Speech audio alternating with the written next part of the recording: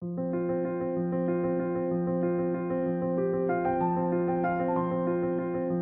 الله الرحمن الرحيم لابكنا شناد waxaan kaga hadlaynaa EIGRP baan configure garanaynaa network-gan aad ka balaaran waa 3 network ka bacdi waxa la inaga rabaa network-geenaasi inaynu sameeyno inaynu reachable ka wada dhigno from BC1 to BC3 abaan abnayna noqdo routing protocols kan ayna fiirino routing protocol kan isticmaalayno waa RIP imika sorry waa EIGRP routing protocols kii hore RIP markan isticmaalaynay waxaan wax ka bedelay fast internet dalku ahaan jiray waxaan kan serial baan isticmaalaynaa network cusub oo ku soo darnay oo router laba network leh ayaan ku soo darnay kaasi marka network-geedu ka balaarnanaya marka haddaan IP addressing ka eegno xagan network xagani wuxuu noqonayaa 192.168.1.0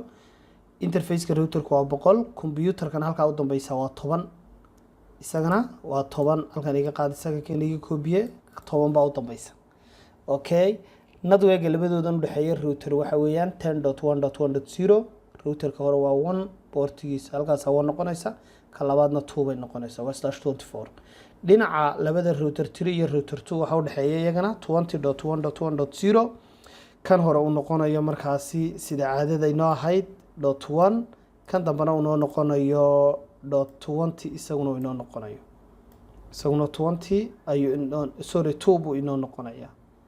2 buu inoo noqonaya marka farqigaas u dhaxeeya network-gaas oo kordhinay xagga LAN-ka BC2-ga isagana waa 2 192.168.2.0 deetana interface-gaasi waa 100 kana waa 10 sidaas la mid ah isagana 3-guna waa sida labadan kale aynu sameeyay kale marka ugu horeyn router-kana ku horeynaya 10 saan inooga dheeraan waan soo koobaya kan router 1 markaan joogo waxa la inooga baahay number 1 waxa leenahay show IP interface brief hadaa iraado wixii ku jiro tusaya laakiin configuration-ka oo dhan waan bedelay hadda configuration cusub baan guuray deetana waxa leenahay interface serial 1/0 interface-kaasi waa serial awal fast internet binoha imiko serial deetana waa IP address 19 IP address 10.1.1.1 255.255.255 /24 ka eegno okay kaasi oo falaabis la sameeynaya binagu yiri already kaasa mid kale ayuu awal halka saarnaan jiray hal mid aan sameeyo interface-ka aan galo interface fast internet 0/0 aan galo oo ka hoos ah fast internet-ka xagan aan raray IP address inaad fast internet-yada interface-yada inaad taqaanid baa muhiim ah 100 255.255.255.0 then okay isna kaasu dhaxgalaya buu yiri okay kan aan idhaahdo no IP address fast ka exit aan idhaahdo interface fast internet 2/0 isagana aan idhaahdo no IP address hadda waxaan joogaa fast internet 0/0 ga IP address-kii kor u baaray oo soo celiyay soo qabsanaya no shutdown bullana exit hadda serial-ka san galaya serial-ka xagan uga yeeri karaa ab arrow intaan u raadiyo okay gaar waaye interface serial 1/0 then IP address 10.1. okay 10.1.1.1 then subnet mask is 255.255.255.0 then waxaan leeyahay no shutdown exit intaas sameeyay marka haddaan idhaahdo do waxaan idhi global configuration mode-ka haddaan joogo ama interface mode-ka haddaan joogo do baan ka horreysiinaya laakiin haddaan privilege mode-ka joogo do kama horreysiinayo do show IP interface brief ayaan ku eegaynaa marka waxaan arkaynaa serial interface-kii hore waa kan serial interface-ku waa 1 u dambeeya waa up okay ka down-ka noqday waa waa serial interface-kan filaya waynu eegi doonaa isaga waa dhinacii kala maqan kaasi isaguna waa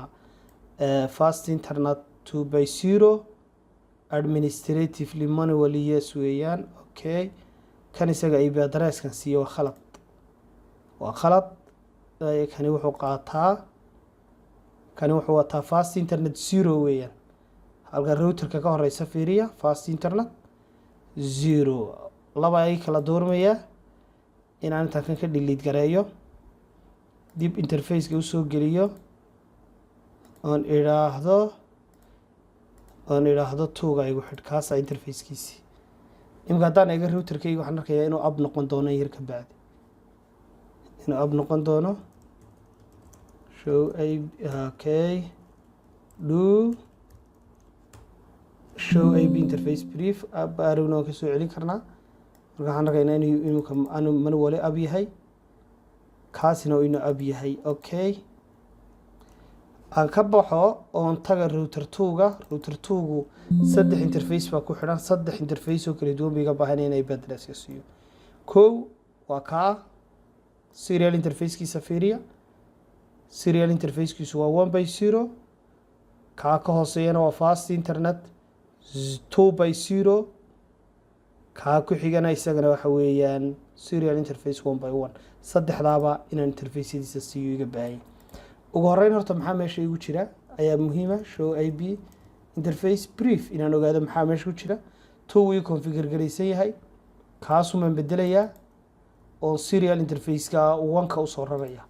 marka waxaa leeyahay config terminal interface fast internet 0/0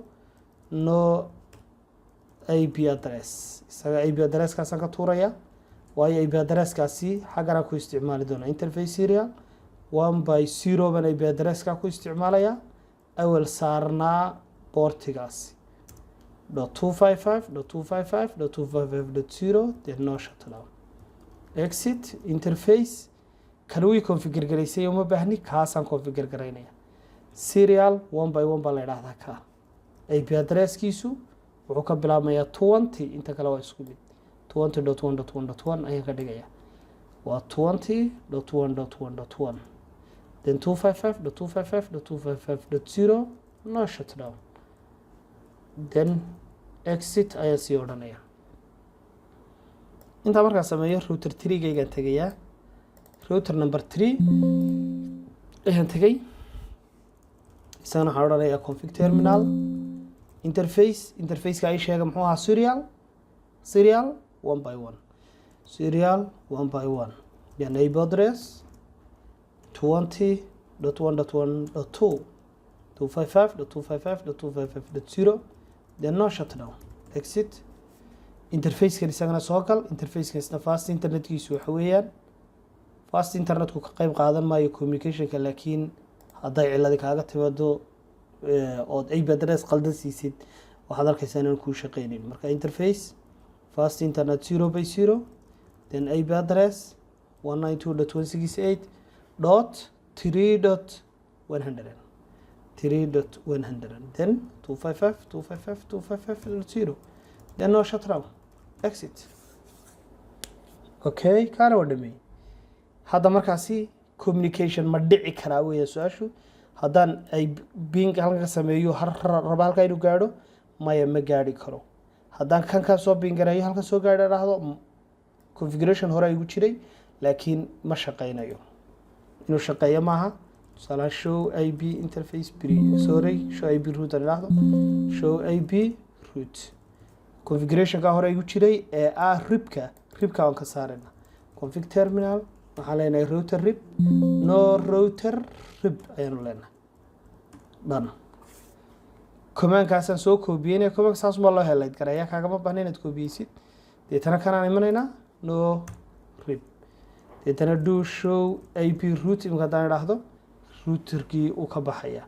EIGRP-gan hadda configure garaynaynaa kanaan kasoo bilaabaya router 1 baan kasoo bilaabaynaa router 1-keena aan kasoo bilowno deetana waxaa leenahay router EIGRP administrative distance maaha kani ee waxa weeye autonomous numberkeenu wuxuu u dhexaynayaa 65,500 ilaa iyo 65,535 intaasuu dhaxaynaya markaa by default 100 adigu iska qaado deetana waxaad leedahay network-yada kugu xidhan tabta aynu u advertise garaynaynay ribka unbaa isna loo sameynayaa waxaa igu xidhan 192.168.1.0 enter waxaa kale igu xidhan 10.1.1.0 ayaa igu xidhan bes intaas no auto summary waan odhan karnaa auto summary waxa weeyaan wuxuu sheegaa si automatically ha igu summarize garaynin router 2-gaygana kaalay. Okay, halkaa horta waxbaan sameynayaa. Right click baan leeyahay, capture baan odhanayaa. Waxaan capture garaynayaa data-da xogta dhex maraysa halkaas. Ayaan rabaa inaan ogaado waxay tahay. Mar dhow imika waxaan arkaynaa inuu communication jiro, inuu rib configure garaysmay uu leeyahay hello network. Waa kan broadcast-kii aan soo sheegnay. Broadcast-kii aan soo sheegnay waa kan wuxuu leeyahay hello network. Router-ka loo yaqaano ka training center domain-kiisu yahay ayaa xogta loo dirayaa. Kabacdi markaasi keenan markaan galno in configure garayno waxa isbedelaan eegno communication-ka samaysmi doona. Okay, deetana waxaan leenahay halkeen joognaa global configuration mode. Waxaynu odhanaynaa router EIGRP 100. The network-yada ku xidhan isaga 3 network baa ku xidhan 10 ka oo u dambaysiinaya. Waayo waxaan rabaa inaan xagga ka eego software-kan, inaan xagga wax ka eegaan rabaa mar dhow. Isaga waan deynayaa mar dhow waxbaan halkan ka fiirinayaa. 10-ka waan deynayaa marka waxaan ka bilaabayaa 20.1.1.0. Okay, waxaa kaloon advertise garaynayaa 192.168.2.0 iyo 10.1.1.1. Okay, 10.1.1 yaanan odhan. No network 10.1.1 ka saar. Halee network 10.1.1.0 waayo interface-ka network-aan rabaa inaan advertise gareeyo. Hadda waxaa dhaca fiiri halkan. Okay, waxa communication baa samaysmay. Okay, aan stop gareeyo marka hore. Stop garee. Waayo isaanu dhaqdhaqaaq fara badan iga samaynin. Waxaa samaysmay wuxuu advertisement-kii awal ahaan jiray 224. Hadda waxaa samaysmaya 10.1.1.1 ayaa la hadlaya 10.1.2. deetana update baa dhacay. Hello waa la isweydaarsaday. Update-kii hello-gii hore ayuu acknowledge ka sameeyay 10ku. dabeetana update baa dhacay, acknowledgement cusub baa dhacay, communication system baa saa u dhacay ilaa iyo live noqonayo, ongoing live. Kabacdi si kala haddaanu idhaahdo marka communication kastoo loo baahdo isagana meelahan laga sii dhex galaa. Hadda more about kelimayno may waxba iga qaldan, isna meelahan laga sii dhex galaa.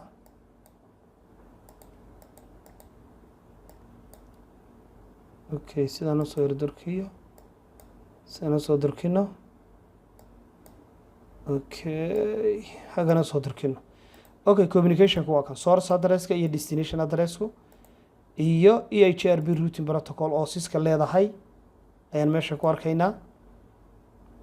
Waa kan EIGRP inuu yahay in update la isweydaarsaday, communication system sax inuu dhacay. Autonomous number 100 192.168.1 inuu advertise gareeyay iyo information-kii oo dhan. Now aan aada markaasi router-kayga saddexaad isagana aan configure gareeyo. Router-keena saddexaad waxaan leenahay isagana router EIGRP 100 laba network baa ku xidhan 20.1.1.0 iyo waxa ku xidhan markiiba uu soo dhacayaa saad arkaysid iyo 3.0. waxaa samaysmay sidaan arkayno root baa samaysmay, adjacency cusub baa samaysmay. marka haddaan idhaahno show IP root waxaan arkaynaa EIGRP inuu yahay D number 1 inuu yaqaano 3 network 192.168.1 iyo .2 inuu yaqaano iyo inuu yaqaano 10 inuu saddexdaaba yaqaano. Okay, marka haddaan idhaahdo being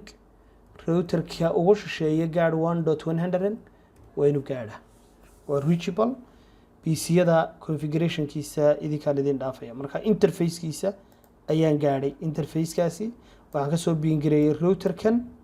waxaan idhi waxaad gaadhaa interface-ka 100-ka gaadh ayaan ku idhi. Okay, PC-yada haddaan u baahno PC-gan inuu noo configure garaysnaa waan malaynayaa Bing oo inoo configure garaysay oo kan xogtiisii uma baahnin, xogtii hore inoogu jirta 192.168.3.100 gaadh ayaan odhanayaa gaadhayaa. laakiin PC-ga ma gaadhayo, PC-ga IP address-kan maan siin weli. haddaan idhaahdo